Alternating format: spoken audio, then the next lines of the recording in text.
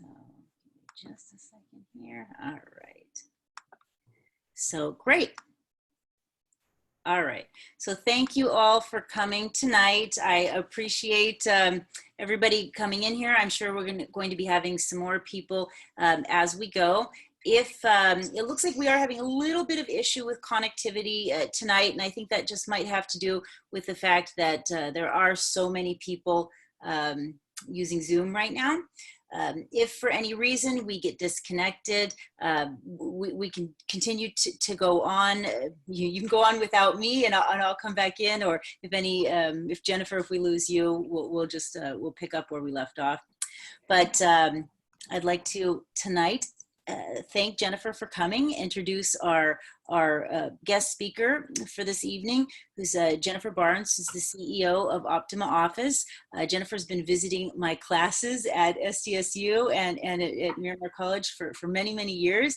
And I always love your presentations. They're amazing. I've gotten so much out of them, and I'm really excited that everybody here at Miramar at SDSU will get to benefit from that. So I'll pass it on to Jennifer now. And if any of you have any questions, make sure to ask in the chat feature or hold your questions to the end, and then we can answer them at the end of the lecture. Okay, take it away, Jennifer. Sounds good. I'm gonna switch my screen to be in Hawaii right now. Nice. So I've been loving these virtual backgrounds. It's kind of fun in Zoom. So I've got one with Arizona behind me for my Arizona employees, and just sort of fun. So nice. Yeah. Anyway, thanks in advance for everyone who read the article. I think it kind of gives you the direction that I'm going to be speaking to, and I would prefer to be in person. To be honest, it's much better delivering lessons and talking to each of you in person, but I guess for the sake of the situation that we're all in right now, we will do this virtually. Really want to talk to you about some of the lessons that I've learned over the years being an entrepreneur, and being that I'm on my second company. I guess I'm now, I'm a seasoned entrepreneur. I'm on my second go around here. As a caveat, the first company that I started, I just sold all of my shares last week. So it was really good timing for me in general, coming into this storm we're all in right now, not having to worry too much about cash flow and being in a legal battle. So so the end result turned out really, really positive for me. So a few things I'd like to talk to you about today. And first I'll introduce overall what I do and what my company does. But I will make sure that you have some good takeaways and some good lessons learned. As many of you know, I'm the CEO of Optima Office. And we are currently at 67 employees. I started the company about 1.5 years ago, a little less. Moved into the office space that I'm currently working from right now in December of 2018. So we're a fairly new organization for the most part, but we do already have 67 employees. And even in this tough time right now, we're still invoicing over $400,000 a month in revenue. So I would consider that a pretty good start overall. My first company, I grew in 6 years to 88 employees and 7 million in revenue within 6 years. And so for me, it's always about being fast paced, get it done, fast growth. I am not complacent with minimal growth. I want to employ 100 people quickly. I want to be at a pretty healthy growth rate for the next, at least for the next 5 years. That's really exciting for me. A little bit about me. Some of my top values: I'm very kind and loyal. I'm reliable and authentic. I think those are some important things to be as a leader. People want to know that you are authentic, transparent. You can lead them, especially now through this storm. I've been doing as much as I can to show all of my team that I am kind and loyal. And I'm going to take care of them. I'm not laying one person off through any of this disaster right now. And in fact, I'm keeping all of my employees' salaries and everything in place. Even if they don't have as much work as they did before, they are still employed, and me and Optima as a firm, we're going to be taking all the risk. So I think that's one quick lesson is your team really does need to be able to depend on you and rely on you. And the more you can show them, even in a tough time, that you're willing to have their back and look out for them, really create some long-term, loyalty on their side. And, they'll look back at this time and say, wow, I really had a leader who, kept the company strong through a tough time. To me, it's really important overall to mentor and help others and make an impact. So the more that we can do for other people, especially as leaders, is just makes for a stronger leader and a stronger organization, in my view. One thing about being an entrepreneur, I'm very tenacious. I'm incredibly resilient, which means I pretty much persevere through pretty much anything. And this time right now, it's tough for all of us, for a lot of my peers, and a lot of the other people in entrepreneurs organization with me, and the other CEOs that I'm friends with. This is a really tough time. But honestly, the story that you read about and losing my first company, kind of having it taken out from under me, was way more difficult. So this, I'm kind of like, I just spent the last 18 months in fight mode, trying to get rid of the first company and that whole situation, and preparing for a jury trial. And here I am now, that's all over with. And now we have coronavirus. So sometimes it's always on your toes, and how resilient and tough can you be as a leader. But lastly, I'm able to take risks. I'm risky. I don't just go with status quo. I'm definitely not risk averse. And so if you are an entrepreneur, you want to be an entrepreneur, you're going to have to take risks. There's definitely, not everybody can be an entrepreneur, and it's the ones with the thicker skin and the ones that can take risks that really end up making it long term. Or you just run a lifestyle business and you don't care so much about growth, and you're happy and you're an entrepreneur, and there's that route as well. I move with a sense of urgency. I want it done yesterday. I'm fast paced. I want my team to be fairly fast paced. You can't just be lackadaisical. And even in a time like right now, you need to be just incredibly proactive, be ahead of the game. And so I do like to consider myself sense of urgency driven, and I do pride myself on being super efficient. So part of that is really not doing anything below my pay grade. For the most part, I have an employee that does almost anything that needs to be done at the company. The company doesn't need me on a day-to-day basis in order to operate.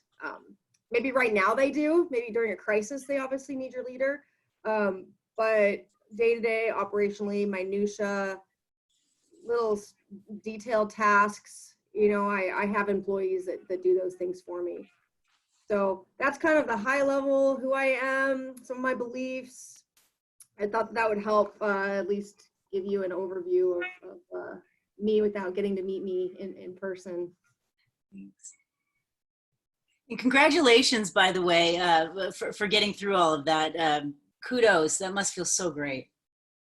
It's good timing. It's good timing. Thank you. So here's a few mistakes / lessons that I've learned, 3 that I'd like to share with you today. And one of them is always take the high road. No matter what is thrown at you, try to stay above the fray. Don't let drama affect who you are and what you stand for. You can get sidetracked all day long and you can get all fired up about things that happen, but the more that you just take a step back and stay above the fray and be professional, it's only a matter of time before that ultimately is rewarded, that behavior. Because you get all wrapped up and you get into fights with people and you know, you don't take the high road, you know, a year later, you're likely going to regret it. I'm glad that I took the high road a year and a half ago. I actually, even that article that you read and everything that I put out on LinkedIn, that was approved by my PR manager. I literally spent $5,000 of money that I really didn't have at the time when I first started the company. And I said, I'm going to hire a PR manager. I want to make sure that everything that I put out there to the public that can be viewed again, that can be, you know, thrown back at me later on. I don't know how this is all going to turn out. So I hired someone and did a lot of that communication for me. And I'm so glad I did. It was like the best $5,000 I've probably ever spent, which seems crazy, right? But it was very much worth it. So that kind of brings me to my second point, is always be professional and careful of the things you say. So be even more careful of the things you put in writing. So A, you want to be professional and take the high road, but B, make sure that what you are putting out there is, you know, you read it, you've taken a deep breath, maybe you've minimized it, maybe pull it back up again in an hour and choose whether you really want to send that message or not. So those are the first two lessons that I've really had to learn the hard way over the last 8 years of being an entrepreneur. So the last mistake / lesson is where I'm going to talk to you about today. This is immensely important, especially for all of you as an entrepreneur. Try to keep your equity. If you give up control of your company, then you could lose your company. And what I mean by that is you need to have 51%. Ideally, you have 55%, and even more ideally, you have 60%. I can share with you that I will probably never be in a position for the rest of my life.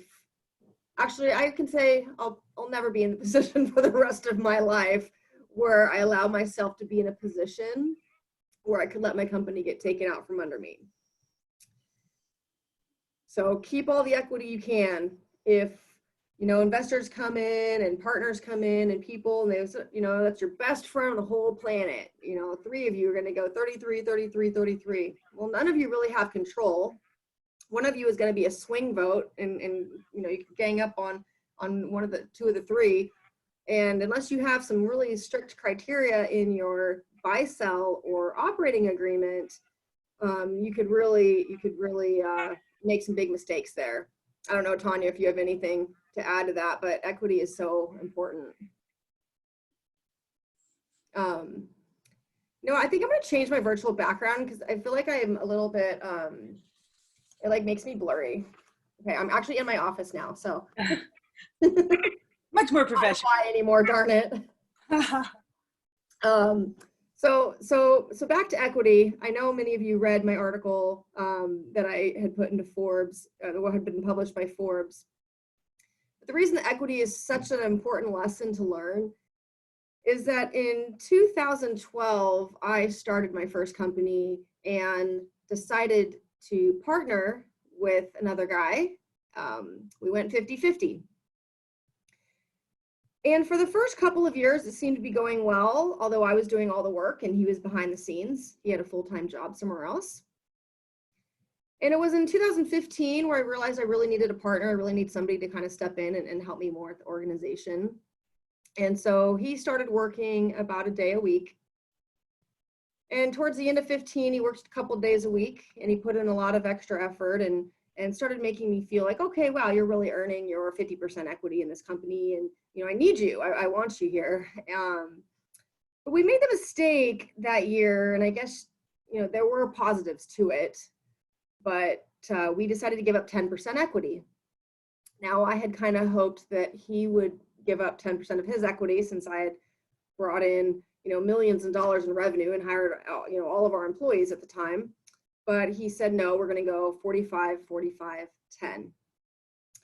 So 45, 45, 10, that put me in a situation where the two guys, they're both 21 years older than I am, could outvote me, no matter what it was. I mean, I was a CEO.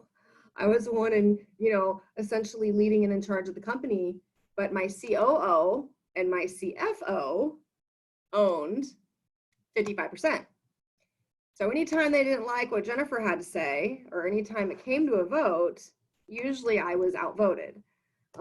That's not necessarily a position that any of you ever want to find yourself in, because it is frustrating, it is maddening, it is stressful. And so imagine being the CEO of your own company that you brought in 90% of all the revenue in, you brought in 90% of all the employees, and you can be outvoted because you chose to put yourself in a situation like that. So 2016, we operated as a 45-45-10.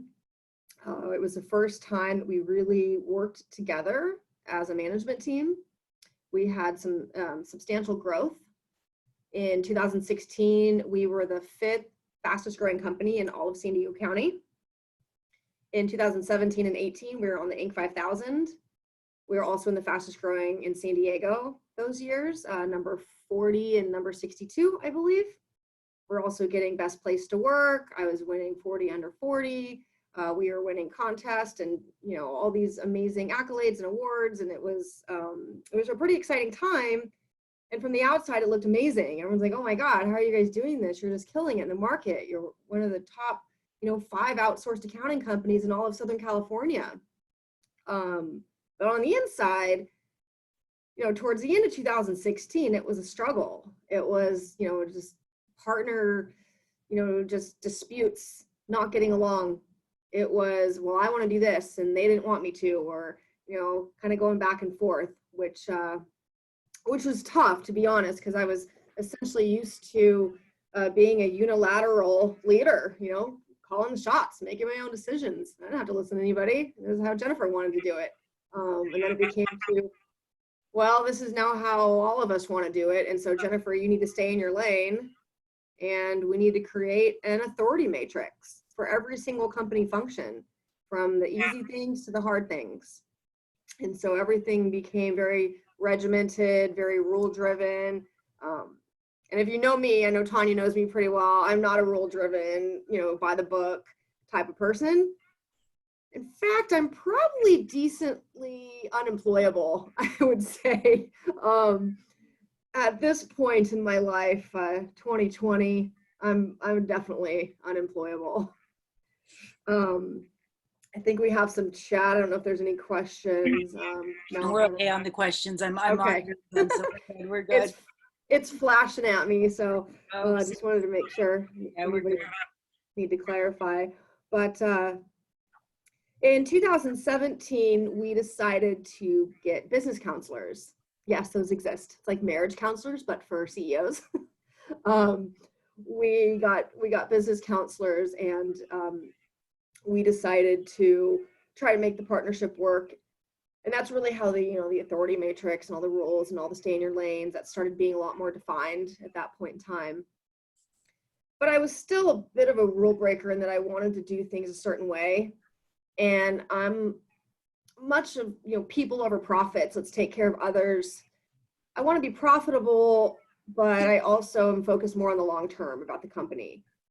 Well, here I am with two partners in their early 60s who wanted to retire at some point, right? I mean, they don't want to run this company for 20 more years. They want an exit plan. They want to find, how can we eventually exit and make money out of this whole endeavor? And my thoughts were, we can do an ESOP, an employee stock ownership plan, and I can buy you guys out with profits over time in 5 years.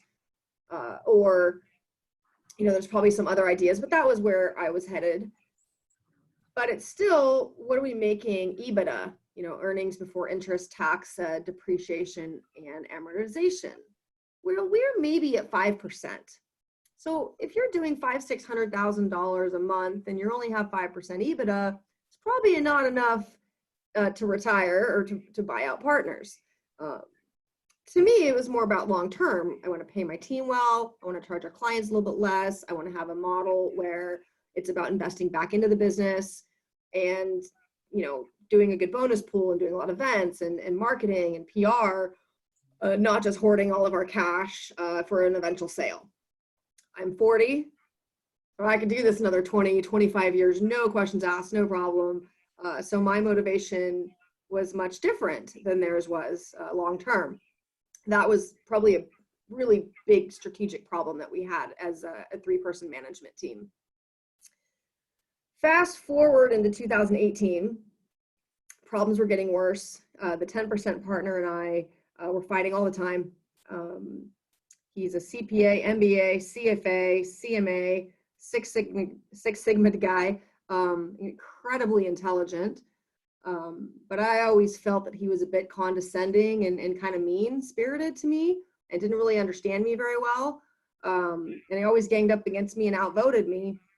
So, it just started getting problematic. Well, I thought I'm invincible, right? Hey, I'm the one that brings in 75% of all the revenue. I'm our rainmaker. I brought in 100 clients in 2017. I'm killing it. You're not going to get rid of me. Not only am I running the company, but I'm bringing in most of the revenue. Like, I'm good. I'm invincible. No, not invincible. So in September, late September 2018, I was given the shock of a lifetime. I literally went to work that day as a normal day. I had business meetings set up for most of the evening. I had or most of the afternoon. And then in the evening, I was supposed to be a speaker at an event with several CEOs, about maybe 25 CEOs, many of which were clients of ours. So I'm thinking, oh, this is just a normal day. I've got to speak later and, knock out as much as humanly possible in, 3 or 4 hours. Well, instead, I get called into our conference room in the office that I picked out, that I decorated, that is 1 mile from my house. And I have our VP of accounting and my 45% partner there to tell me that I no longer work there, that I'm terminated effective immediately and to get my stuff. And they want the company car back. They want my laptop, my keys, my mail key, my everything. Give it back right now. You no longer work here. So I was pretty stunned at first, and I argued and said, "What? You can't do that. I mean, I am this company. I'm the one that started this out of my living room. I brought you guys all in later." And they're like, "Nope, 55% to 45. We've outvoted you. You're no longer an employee of this company." So I literally darted out of the conference room. I darted out of the conference room. I went into my my office at the time, and I saw my laptop sitting there, which was amazing. I don't think I'd be this far along if I hadn't had that laptop sitting on my desk. And to think all they had to do, I was in the conference room and go in and take it. Thank God they didn't. So I see my laptop, I see some files, I put it in my backpack. I had walked to work that specific day, so they couldn't really take my car away. It was, with my husband actually at his office. So I put my backpack on and I start walking out of my office, and there's a security guard there.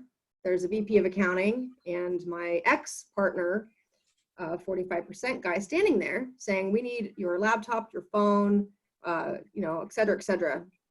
I said, "You're not getting my phone. I purchased this phone on my own. This is not, this is not a company phone." And they said, "Oh, well, we're paying for the line, so we need your phone. Hand it over immediately." And I have my phone, not the same phone, a different one, but I've got a pop socket on it. So I had it in my hand and I put it up. I'm like, "You want my phone? Come and get it." It was very kind of ridiculous almost. And the security guard looked at me. I looked at my ex-partner and I said, "Yeah," that's kind of who I directed it at. And he looks down and he goes into his office, and I looked at the VP of accounting, and she's a nice lady, and I'm like, just kind of pointing, like, "Don't even think about it. Don't come near me." And I darted out of there. And part of me is thinking, "Oh my God, they're going to run after me and tackle me and take my phone." They didn't. I darted out of there. And as I'm walking home, I call my husband immediately. And I was like, Lauren, oh my gosh, do you remember when we were watching that movie Jobs and I told you my biggest nightmare was getting my company taken from me? Like, God, how awful. I mean, he started this in his in his garage. He's getting walked out security. How awful. And he goes, yeah, I remember you saying that. I said, well, I just got kicked out of my own company and the guys found a way to do a hostile takeover. And Lauren's like, what are you talking about? I mean, he's panicking.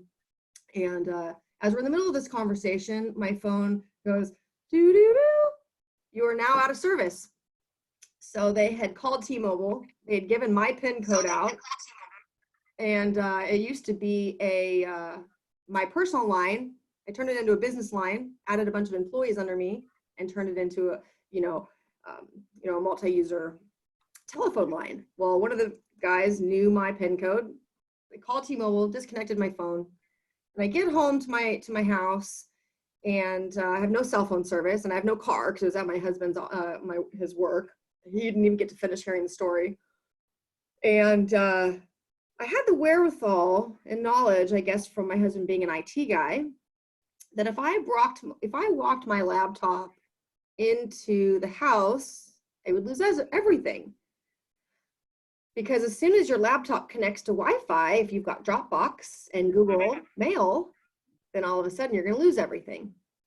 So I threw my backpack into my dry river bed garden and I ran into my house. I unplugged all my Wi-Fi, went back in, got my laptop, plugged it in, and then started transferring everything to a second server free of Wi-Fi. And yes, I had second servers lying around my house in my husband's IT drawer, not just lying around. I'm kind of like everything in their home, very clean person. But anyway, we did have a couple second servers and whatnot. And so I transferred everything to that. And then as it was transferring, it said like 8-hour transfer. I realized I've got no Wi-Fi. I've got no car. I've got no phone. I have no landline. And heck, I have zero way to communicate with the outside world. I'm literally cut off at the limbs right now. So long story short, I went next door. I paid the neighbor kid $5 cash. It was all I had on me. He's 16, just got his license. Actually, he read this article recently and he thought it was pretty cool. But anyway, he drove me over to T-Mobile. I was able to get my phone number put right back. I transferred it over to my own line instead of a company line. And then it was just craziness from there on out. The guys sued me on Monday to not compete. They enforced all these restrictions against me, basically sued me in the court of law for multiple things. One being that I impersonated them at a T-Mobile store in order to get my phone back. And all sorts of, craziness happened after that. But the point is, again, losing equity and not being in control, that's kind of an extreme version of what can happen, but it happened to me. I ended up 3 days later, so by Monday morning, this was a Thursday, I had already incorporated Optima. I had to get business insurance and QuickBooks licenses and cloud servers and you name it. I set up as an S corporation and decided on a name, Optima, optimistic, optimism, the optimal accounting team. It just seemed positive and feminine with the A ending in Optima. So went with it, got a logo, and within 1 week, I had found the office that I'm sitting in right now. It's about 2,400 square feet in University City, and I love it. Here we are 18 months later. I had moved right in across the street from them. Their office is literally about 100 yards that way. Hired 25 of the employees came with me and a bunch of clients. And I spent the last 18 months in a litigation, jury trial pending to figure out how do I get rid of my 45% equity in this company because they weren't buying it. And I was forced to just own it. Right? And the jury was going to decide what happened. So it ended up turning out really well. I've got the 67 employees. I've got a nice office. I've got strong revenues. And in fact, my year 2 is equal to their year 8. And, things worked out And now I own 100% of my own firm. Just got paid out on all my equity of that firm. And I've learned some pretty crazy lessons along the way. But there's my, probably open for some questions. There's probably a lot of lessons in there. That's just awesome. Yep. Sorry, I didn't mean to interrupt there. I was just so awesome. I love hearing that story. And I could see when you were saying that the chat was lighting up, people were really, they were shocked, right? We've got a lot of,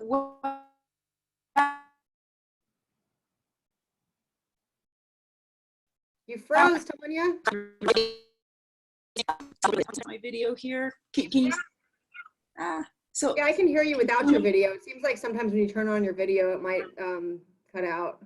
Yeah, well, the connection isn't great. So I'll go ahead and open it up to questions. I can see the questions there.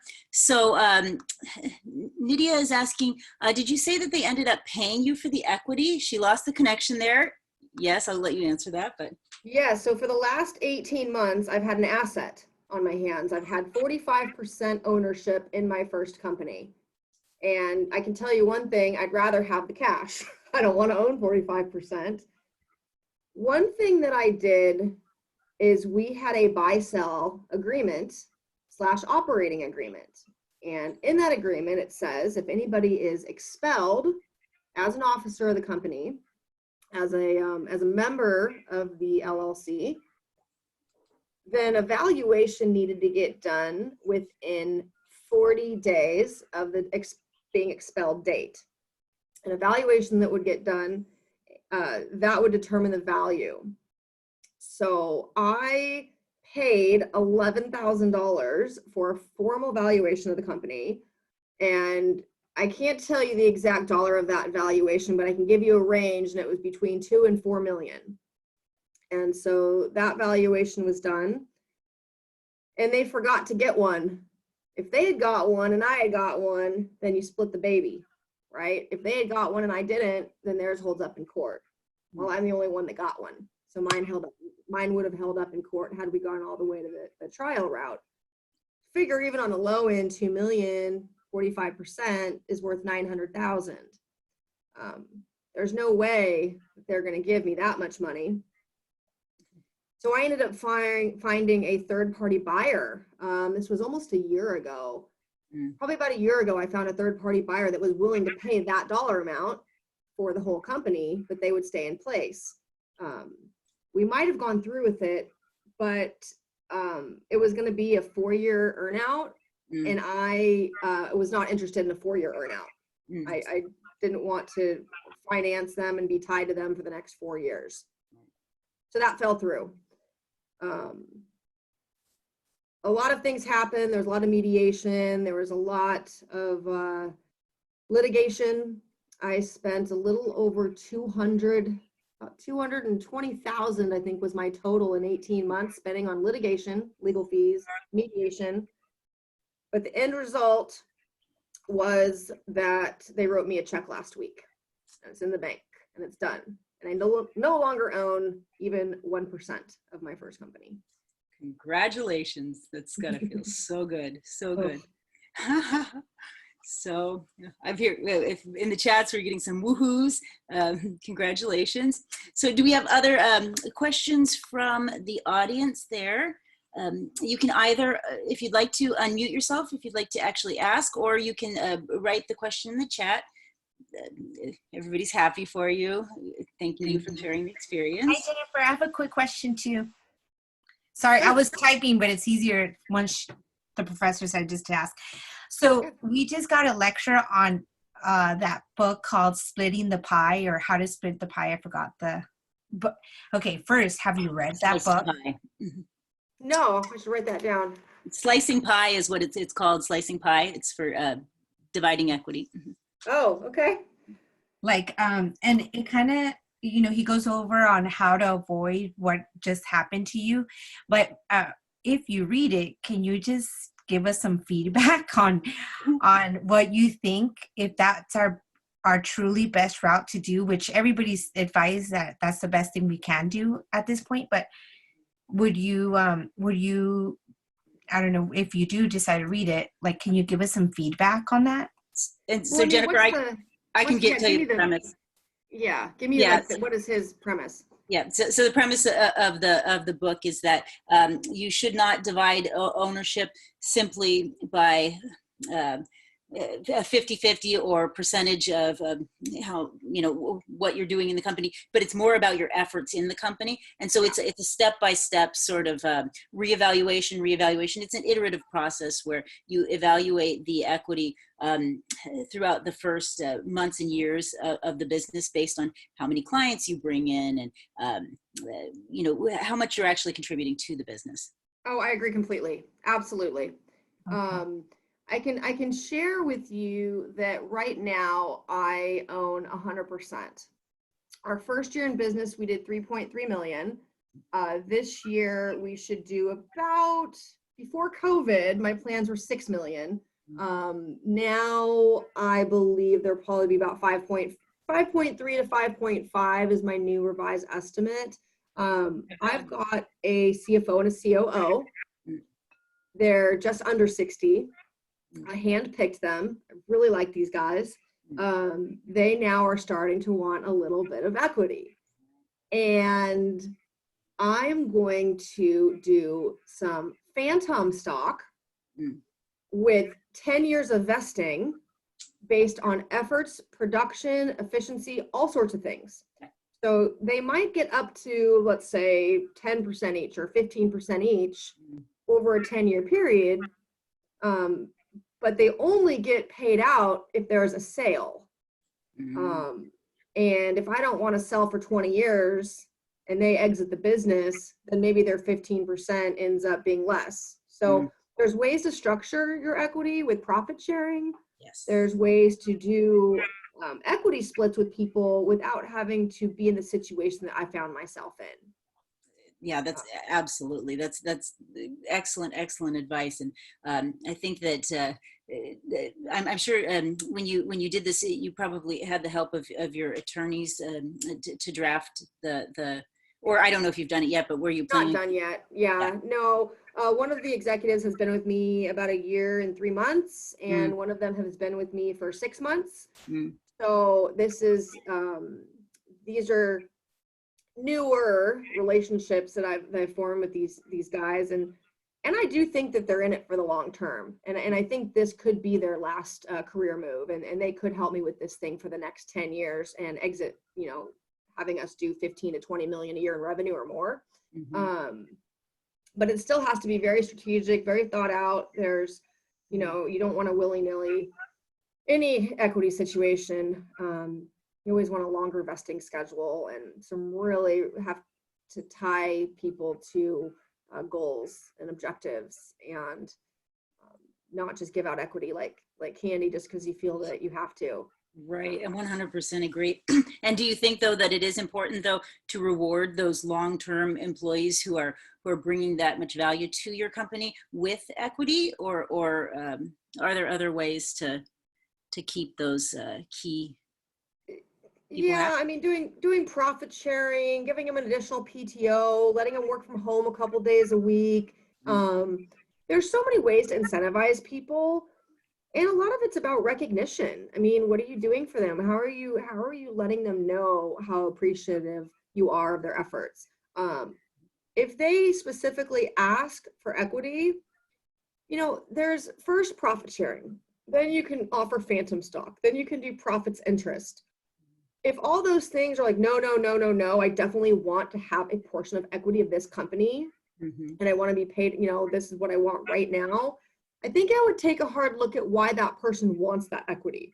And I certainly would be uber careful to ever put yourself in a position where you own less than 50% and you're doing a majority of the efforts, or at least a majority of the business development, building the relationships, making the connections.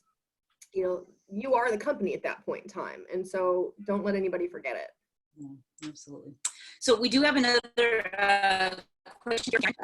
She said that you spoke unfairly as a woman by your peers, and what recommendations would you give women when they're entering a male-dominated field or world? Well, I mean, I'm a female that runs an accounting firm, right? You don't see many of us. Yeah. I think that if you were to look at the top 100 accounting firms, both CPA firms and outsourced accounting companies in San Diego, there might be 5 women total that are at the top. So some of it's industry specific. Mm. A lot of it is your own confidence and letting perception get the best of you. So I already know that when I'm going and meeting with a new client and maybe they're in their 60s or 70s and these guys have been running the company for 20, 30 years, no matter how amazing my product is or my service, I'm probably not the right person to sit in front of them. I'm really not. I know I'm a 40-year-old female. So what? I don't really care. If that would, I'm smart enough to know, hey, I'm going to send one of my guys. I'm going to send my COO or my CFO or one of my super high level men at the company that's going to speak this guy's language. They're going to sit down together. They're going to resonate, and we're probably going to get the deal. Yeah. But 90% of the time, I'm perfectly equipped and ready to go in and meet with these people. Not to say I wouldn't be ready to meet with the in the previous example, but I just know well enough that it is often sometimes about perception. Just don't let it bother you. Don't take it personally. So I see there's another question here from D'Anthony, who's asking about some of the key experiences or the key takeaways that you took when you were going through the sort of eye of the storm, and what advice you would give to others to really make sure that they do protect their equity. Yeah, I mean, I think you got to take things day by day. I think those are 2 separate questions. I mean, when you're in the eye of a storm, we're kind of in the eye of a storm right now. Yeah. Right? We can't panic. We can't overreact. We can't make decisions right this minute that are short-sighted. We have to think long-term. You have to know that this 2-month period that we're in, maybe 3, we're going to get through it. It's just about, it's about timing. It's about focus on what's really important. Prioritize things in your life that are going to move you forward. You don't want to come out of this behind, stressed out, over, under, like almost you've been lazy and now everything piles up on you. Yeah. Make decisions now that are going to make sure that in 2, 3, 4 months from now, you're going to be excited with yourself. But in terms of equity, I mean, you just have to think through an equity situation. I had already, at 34 years old, I made the decision to give up that 10% equity. So that was my very first company. And I just, it was naive. It was too trusting. Yeah. So live and learn, right? Hopefully those watching won't have to live through those same sort of experiences. So I have another question here from Karen, who asked, from the reverse side of the picture, how do you know how much equity to ask for when you're entering, or if you would be entering a company and working with them? How do you know what you're asking is fair? How do you make those kind of decisions? God, it's going to be kind of a case by case. I mean, you have 5 partners, then, that answer might be different if there's just 2 of you and you're equally putting in effort. It's probably better to do 51-49. Who's going to be the real driver? Who's the CEO? Who's the one that's going to who brings the most to the table? That's probably the 51% person. If it's, there's 3 of you starting a partnership together, then it's,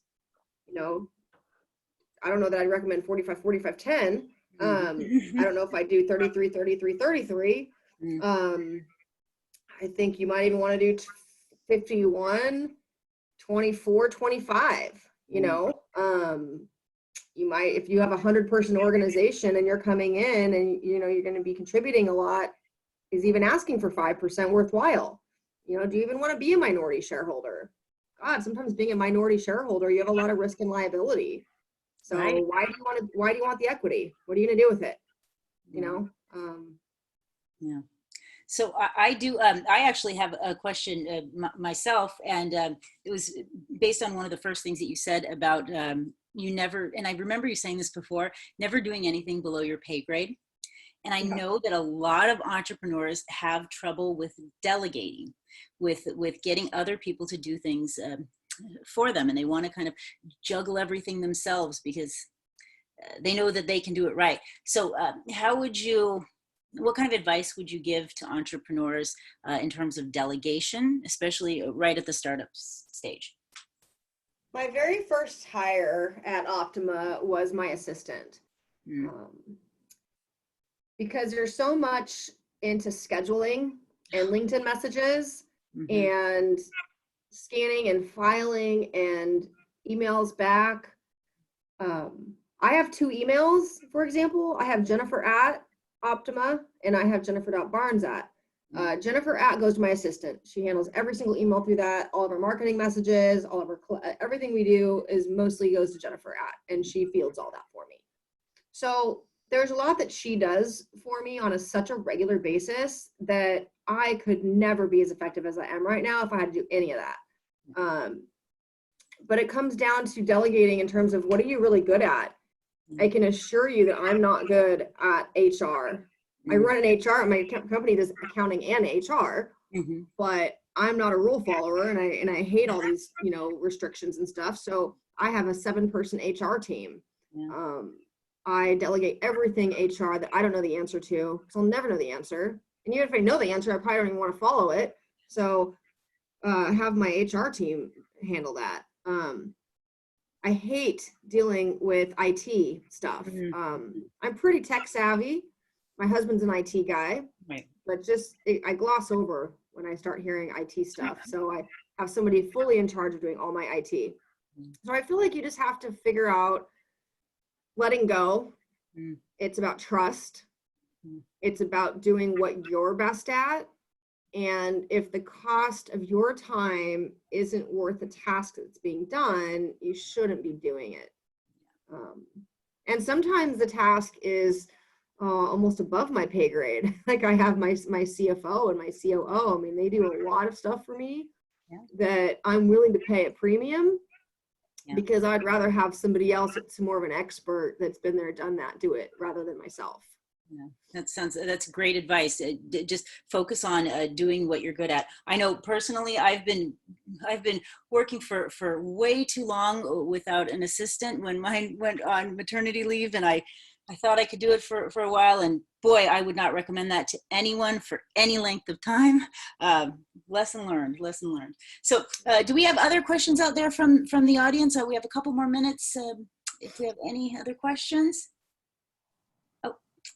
So we have some comments about the thanking you, appreciating you sharing your experience, impressed with you and all the hard earned knowledge. Thank you. And thank you for being so real. Yeah. And if we don't have any other questions, then I would again like to thank Jennifer so much for being here. And I know how busy you are, and it means a lot that you take the time out to do this. Thank you so much. Yeah, of course. Happy to help. Okay, great. Thanks, Jennifer. We'll see you again very soon. Take care, everyone. Have a great night. Bye. Bye. Bye.